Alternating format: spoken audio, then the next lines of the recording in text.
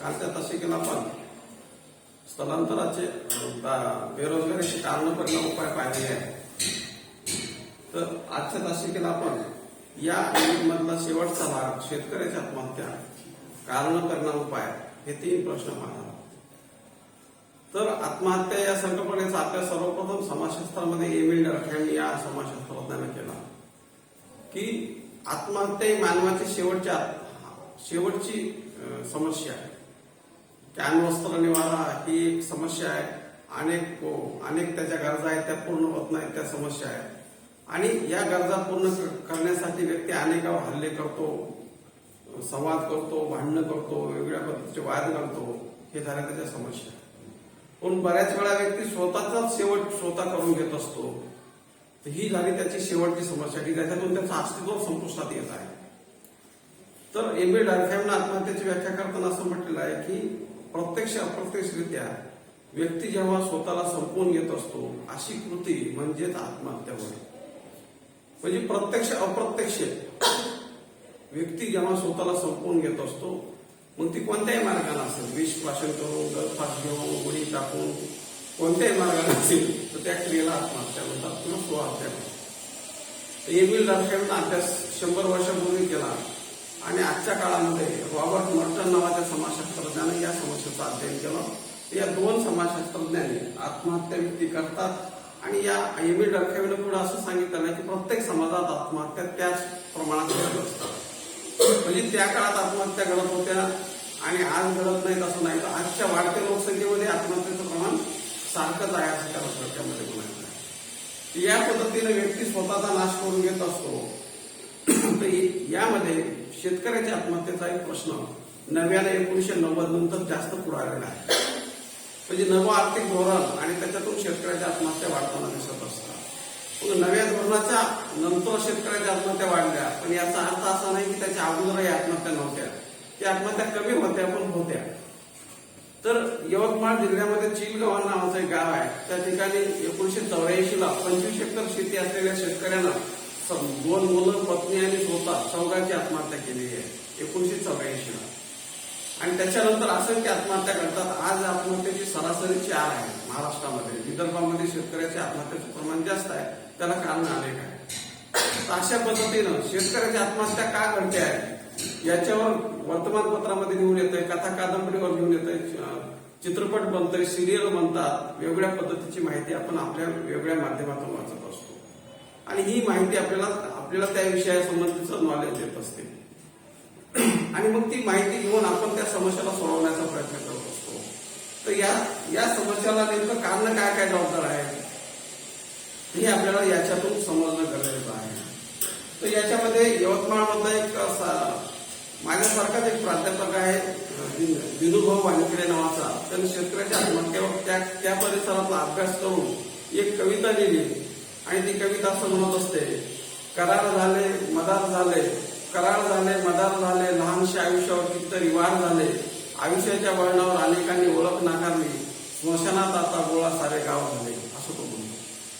म्हणजे स्मशानात आता सगळं गाव येत आहे, परंतु वेगवेगळ्या ठिकाणी जेव्हा त्याला मदतीची गरज होती तेव्हा लोकांनी मदत केली नाही असं त्याला म्हणायचं आहे. आता हे मला पाठ का झालं तर मला त्याचं विश्लेषण पटलं आणि ते मनाला भिडलं. ते समाजाची वास्तविकता आहे हे जेव्हा कुणीतरी आपल्या मनातलं बोलत असतं तेव्हा आपल्या लक्षात राहत असतं. तर एक विदारक चित्र शेतकऱ्याचं काय आहे, विदर्भाच्या शेतकऱ्याची काय परिस्थिती आहे हे ते विश्लेषण करताना दिसत असतात. तर हे शेतकऱ्याची आत्महत्या 1990 नंतर झपाट्यानं वाढायला लागल्या आणि ते आज रोजी देशामध्ये 4 लाख शेतकऱ्यांनी आत्महत्या केल्या. महाराष्ट्रामध्ये 2 लाखाच्या दररोज 4 शेतकरी आत्महत्या करताना दिसतात आणि जानेवारी, फेब्रुवारी, मार्च असं प्रत्येक महिन्याची आकडेवारी आपल्याला दर महिन्याला समोर येत असते. तर याला कोणी रोखू शकत नाही. ही एक वास्तविकता आहे. नेमकं का शेतकरी आत्महत्या करत आहेत त्याची कारण आपल्याला सांगता येत असतात. तर वेगवेगळ्या पुस्तकामध्ये वेगवेगळे कारण दिले आहेत. त्या कारणाचा सार मी इथं मांडलेला आहे. यातलं पहिलं कारण आहे कर्जबाजारीपणा.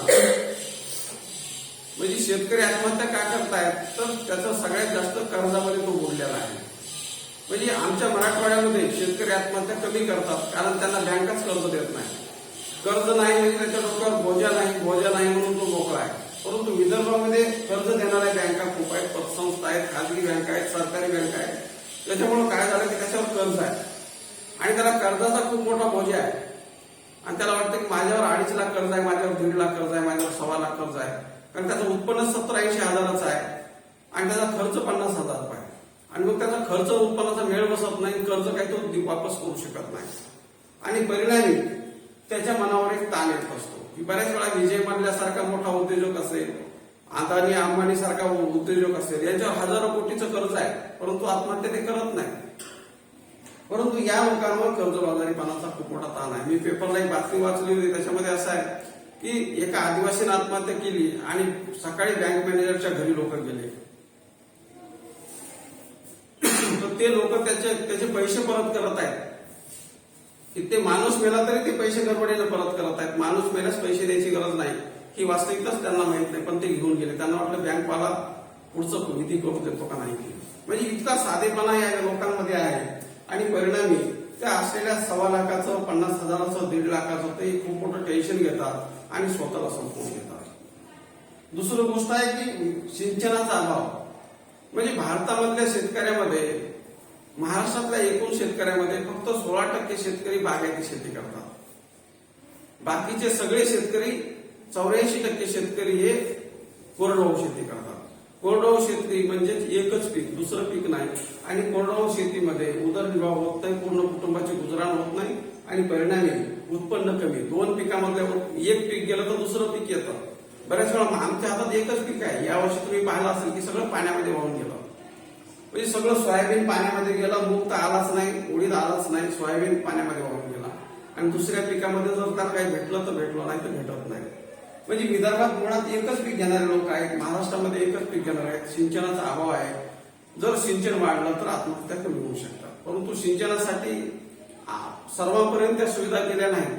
थोडे थोडे प्रयत्न सुरू आहेत, परंतु विहीर, पाईपलाईन्स, ठिबक, स्प्रिंकलर हे सगळं लोकांपर्यंत आणखी पोहोचलं नाही, पाहिजे त्या प्रमाणात पोहोचलं नाही, म्हणून लोक आत्महत्या करत आहेत. त्याच्यानंतर निकृष्ट दर्जाचं बियाणं. म्हणजे बियाणे महामंडळावर एक सरकारचं नियंत्रण असतं आणि ते सरकारनं त्यांना ज्यांना परवानगी दिली त्यांनी योग्य बियाणं शेतकऱ्यांना देणं गरजेचं असतं.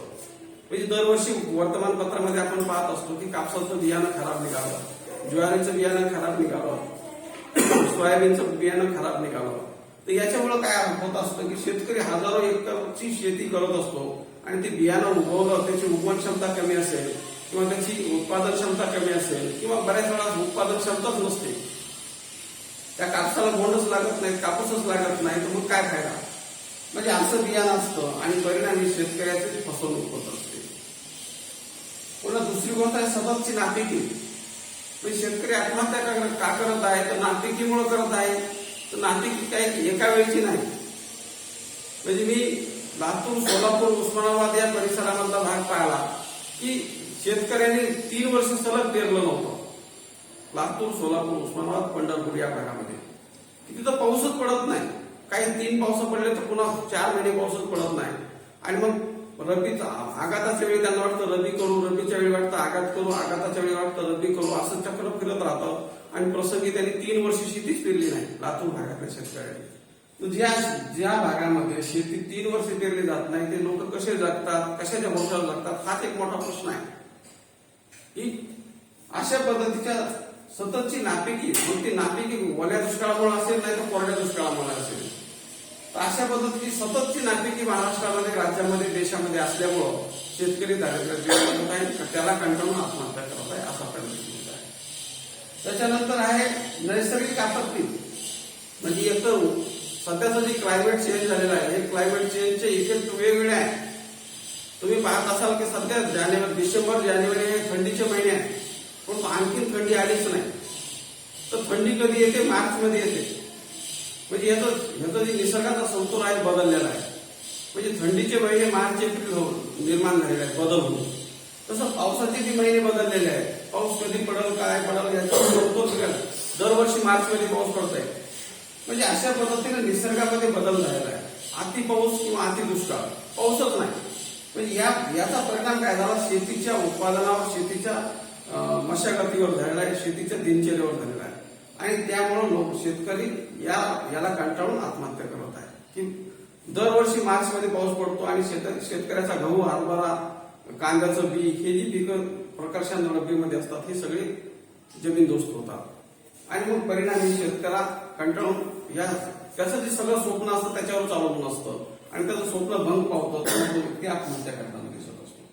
त्याच्यानंतर तो पुढचा आहे जोडधंद्याचा अभाव. म्हणजे शेतकरी हा फक्त शेतीच करत आहे. शेतीसोबत त्याला दुग्ध व्यवसाय करणं गरजेचं आहे, त्याच्यानंतर प्रक्रिया उद्योग करणं गरजेचं आहे. त्याचबरोबर त्याला शेतीला अनुरूप आणखीन जोडधंदे, कुक्कुट पालन, वराळ पालन, गाईचं पालन, असे वेगवेगळे जोडधंदे जर तो करू लागला तर परिणामी तो शेतीत झालेला अपयश दुसरीकडून भरून काढू शकत असतो. तर मग परिणामी एकच व्यवसाय केला आणि तो जर फसला तर त्याच्या पुढे कोणताही पर्याय राहत नाही आणि परिणामी लोक आत्महत्या करताना दिसत असतात. म्हणजे पश्चिम महाराष्ट्रात शेतकरी आत्महत्या करत नाही, त्याचं कारण तो उद्योगाशी संबंधित आहे. कमी शेती, बागायती शेती आहे, एक तर त्याची शेती बागायती आहे, नंतर तो काही पार्ट टाइम उद्योगामध्ये काम करत आहे, गावाजवळच्या दुग्ध व्यवसायामध्ये ते जास्त रमलेले आहेत, त्यामुळे ते आत्महत्या करत नसतात. तर विदर्भामध्ये किंवा महाराष्ट्रामध्ये, राजस्थान सारख्या भागामध्ये जोडधंद्याचा अभाव आहे. पुन्हा वाढती महागाई. म्हणजे शेतकरी आत्महत्या करत आहे त्याचं सर्वात महत्वाचं कारण आहे वाढती महागाई. म्हणजे तुम्ही काल परवाची जो बातमी घेतली तर 1560 रुपयाला भेटणारी तेलाची कॅन 2100 रुपयाला भेटायला लागली आहे. म्हणजे काही महिन्याच्या कालावधीमध्ये ती 500 वाढली. म्हणजे 25% वाढ आहे. एकूण 1500 मध्ये 500ची वाढ म्हणजे 25% वाढ आहे. पण शेतकऱ्याच्या उत्पन्नामध्ये 25% वाढ भेटत नाही. 3200 सोयाबीन फार तर 4000 पर्यंत जातं, इतकी वाढ भेटत नाही. म्हणजे 10% सुद्धा वाढ शेतकऱ्याला भेटत नाही वर्षानुवर्षे. परंतु अनेक वस्तू ज्या आहेत, अनेक वस्तू बाजारात सहज जर आपण गेलो 1000 रुपये घेऊन तर त्याच्यावर काहीच उरत नाही. म्हणजे किराणा भरायचा म्हणून 3000 रुपये 2000 रुपये लागतात. म्हणजे दैनंदिन जीवन जगण्यासाठी 20,000 रुपये लागतात, मी तुम्हाला सांगितल्याप्रमाणे. आणि 20,000 रुपये त्या शेतीतून निघत नाही. म्हणजे काम करणाऱ्या 2 व्यक्तीचा रोजगार त्या शेतीतून निघत नाही. परिणामी शेतकरी आत्महत्या करताना दिसतोय. पुन्हा शेतमालाला कमी भाव. म्हणजे शेतीमालाला कमी भाव कशामुळे आहे की फक्त सरकारच खरेदी करते. शेतमाल खरेदी करण्यासाठी वेगवेगळ्या स्पर्धा कंपन्या त्याच्यामध्ये उतरल्या पाहिजे. की अमेरिकेची कंपनी सोयाबीन घेऊन जाते, वेगळ्या डेन्मार्कची कंपनी काहीतरी कापूस घेऊन जाते. असं जोपर्यंत घडत नाही तोपर्यंत त्याचा भाव वाढत नाही. जोपर्यंत पर्याय असत नाही तोपर्यंत आपल्याला सुविधा मिळत नाही. शेतकऱ्याचे माल घेण्यासाठी स्पर्धा पाहिजे आणि या बाजारपेठेमध्ये स्पर्धा नसल्यामुळे एक सरकारच खरेदी करत आहे आणि मग सरकारला जास्त भावानं खरेदी करायचंच नाही. म्हणजे सरकार आणि भांडवलदार यांचे संबंध आहेत. भांडवलदार लोक त्यांना निवडणुकीमध्ये पैसा देतात, सरकार त्यांना कच्चा माल कमी दरात देत असतो आणि या चक्रामध्ये शेतकऱ्याची फसगत होत आहे. म्हणजे शेतकऱ्याला 5,000 पेक्षा जास्त भाव भेटला पाहिजे. तुरीला 6,000 रुपये भाव आहे सध्या, तो 12,000 पाहिजे. म्हणजे असा भाव, शेतमालाला कमी भाव आणि वाढती महागाई, त्याच्यामुळे शेतकरी आत्महत्या करत आहे. म्हणजे त्याचं एकूण 2 लाखाचं उत्पादन होत असेल त्याचा 1 लाख तर खर्चच आहे आणि 1 लाखामध्ये तो काय जीवन जगणार वर्षभराचं, ही त्याची एक समस्या आहे. पुन्हा पर्यायी रोजगाराचा अभाव. की जसं आपण मायग्रेशन स्थलांतरामध्ये पाहिलं की हंगामी स्थलांतर होत आहे. आपण पाहिलं 3 महिने शेतकरी जून, जुलै, ऑगस्ट मध्ये शेतामध्ये असतो, फार तर सप्टेंबर पर्यंत शेतामध्ये असतो. ऑक्टोबर पासून ते परत जून पर्यंत तो इंडस्ट्रीमध्ये काम करत असतो. तर हा जे रोजगार आहे, हा रोजगार इंडस्ट्रीमध्ये न मिळता त्याला तिथं शेतातच मिळणं गरजेचं आहे. रोजगार त्याला तिथंच मिळणं गरजेचं आहे. तो ज्या परिसरामध्ये काम करत आहे त्या भागामध्ये रोजगार न मिळाल्यामुळं आपल्याला शेतकरी आत्महत्या करताना दिसतो. पुन्हा विभक्त कुटुंब पद्धती, याच्याकडे लक्षपूर्वक पाहणं गरजेचं आहे की संयुक्त कुटुंब पद्धती ही या देशाचं वैशिष्ट्य आहे आणि संयुक्त कुटुंब पद्धतीमध्ये लोक सुखी समाधानाने जीवन जगत होते. परंतु नव्या अर्थव्यवस्थेमध्ये किंवा बदलत्या समाज व्यवस्थेमध्ये या कुटुंब व्यवस्थेमध्ये बदल झाला आणि विभक्त कुटुंब पद्धती निर्माण झाली. संयुक्त कुटुंब पद्धतीमध्ये 20-25 लोक एकत्र राहत होते. ते एकत्र राहत होते म्हणजे त्यांच्यामध्ये आदान प्रदान, विचार विनिमय, चर्चा होत होती म्हणून त्यांच्यामध्ये मन मोकळं होत होतं. त्यांच्यामधला एखादा व्यक्ती तणावात असेल तर त्याच्याकडे लक्ष दिलं जात होतं की तू का दिवसाने एकटा राहतो, तू बोलत नाही, काय समस्या आहे, हे विचारायला लोक होते. परंतु आजची जी विभक्त कुटुंब पद्धती आहे, विभक्त कुटुंब पद्धतीमध्ये पती, पत्नी आणि त्यांची मुलं म्हणजे 4च लोक आहेत किंवा 3 ते 4 लोक एकत्र राहत आहेत. त्याच्यामध्ये होतं काय की एखादा व्यक्ती जर विचलित असेल, परेशानीमध्ये असेल, दुःखी असेल तर त्याच्याकडे लक्ष द्यायला कुणालाच वेळ नाही. आणि त्याचं दुःख राहतं आणि परिणामी तो एक दिवस आत्महत्या करत असतो. तर ह्या संयुक्त कुटुंब पद्धतीमध्ये विचार समजून घ्यायला, चर्चा करायला, मन हलकं करायला असंख्य लोक होते. इथं ज्याची ती लोक प्रत्येक जण आपापल्या कामामध्ये आहे. मुलं अभ्यास करत आहेत, पत्नी तिचं काम करत आहेत आणि हा व्यक्ती परेशान आहे. आणि म्हणजे हा व्यक्ती आत्महत्या करताना दिसत आहे. तर ही याला नवी कुटुंब पद्धत सुद्धा कारणीभूत आहे. त्याच्यानंतर शासनाचं धोरण, म्हणजे शासनाचं जे धोरण राबवलेलं आहे हे धोरण चुकीचं आहे. म्हणजे 60 दिवसापेक्षा जास्त कालावधी झालेला आहे की पंजाबच्या शेतकऱ्यांनी बॉर्डरवर एक आंदोलन केलेलं आहे की शेतकरी विरोधी हे 3 कायदे वापस घ्या. हे 3 कायदे आमच्यासाठी चुकीचे आहेत. हे 3 कायदे आमच्यावर अन्यायकारक आहेत. जमीन धारणा कायदा असेल तर आणखी 2 कायदे आहेत. तर हे 3 कायदे वापस घ्या असं आंदोलन केलंय. पण सरकारनं तिथं आतापर्यंत 20-30 लोक तिथं मृत्यू पावलेले आहेत. वयस्कर शेतकरी पंजाबचे असतील वगैरे. तर या शेतकऱ्याचं तिथं आंदोलन करताना उपाशी गर्दीमध्ये मृत्यू झालेला आहे, आरोग्याची काळजी न घेता. तरी सुद्धा सरकारनं दखल घेतलेली नाही. म्हणजे सरकार शेतकऱ्याची दखल घेत नाही, त्याच्या शेतमालाला भाव देत नाही, त्याला खत बियाणं पुरवत नाही, सबसिडी देत नाही. या सगळ्या गोष्टीचा परिणाम म्हणून शेतकऱ्याची आत्महत्या सतत वाढत चाललेली आहे. म्हणजे सरकारचं लक्ष शेतकऱ्याकडे नाही, उद्योजकाकडे आहे आणि विरोधी पक्षाकडे आहे. आणि सरकार जोपर्यंत शेतकऱ्याकडे लक्ष देणार नाही तोपर्यंत हे आत्महत्या सुरू राहते. म्हणजे या पद्धतीनं शेतकऱ्याचं धोरण हे योग्य दिशेवर नाही भारतासारख्या देशामध्ये. म्हणून शेतकऱ्याची आत्महत्या होत आहे. कारण का शेतकऱ्याची आत्महत्या भारतासारख्या देशाला परवडणारही नाही. की जगात 5 देश आहेत जास्त शेती करणारे, त्याच्यामध्ये चीन नंबर 1 वर आहे. 2 नंबरला भारत आहे की भारतामध्ये 70% लोक शेती करतात. 3 नंबरला